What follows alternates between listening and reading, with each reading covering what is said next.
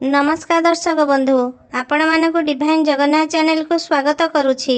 पुरी श्रीमंदिर रे नवजौवन दर्शन अत्यंत पवित्र और महत्वपूर्ण उत्सव। चलित वर्ष 14 जुलाई 2026 मंगलवार दिन नवजौवन दर्शन अनुष्ठित हेब।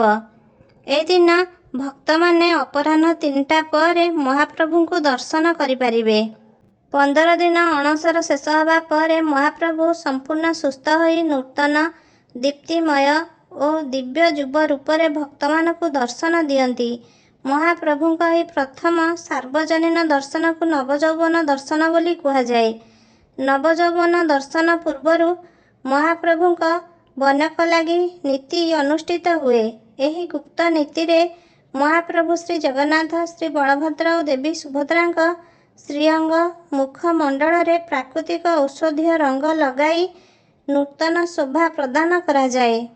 एथिरे धड़ा रंग पाई शंखगुंड, हलदिया रंग पाई हरिताड़, लाल रंग पाई हिंगुड़, कला रंग पाई राशिताल दीपरु संगृहित कला।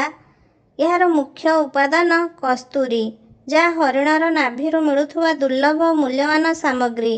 परंपरा अनुसार नेपालर राजा श्रीजीउଙ୍କ जने सेवक भावे एही कस्तूरी को देइथांती। एही कस्तूरी केसर, कर्पूर, प्राकृतिक रंग सह मिसा जाए। यही मिश्रण ठाकुरंग श्रीअंग को उज्ज्वलता देइथाए और कीटाणु ठारू सुरक्षा देइथाए।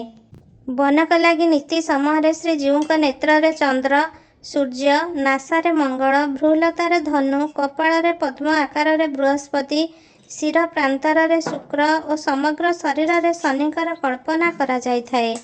यापर नेत्र उत्सव नीति रे श्रीजीउଙ୍କ उभय चक्षुरे पूजा पंडा सेवक तचक्षु मंत्र रे सेमानक नेत्र पद्म रे 2टी नेत्र डोळा अंकन करिथांती।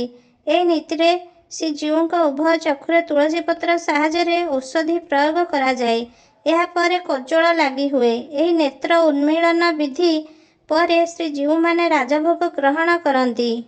तचक्षु मंत्रर अर्थ हेउछि हे भक्त वत्सल, आपणक नेत्र हेउछि शुद्ध सूर्यमंडल स्वरूप।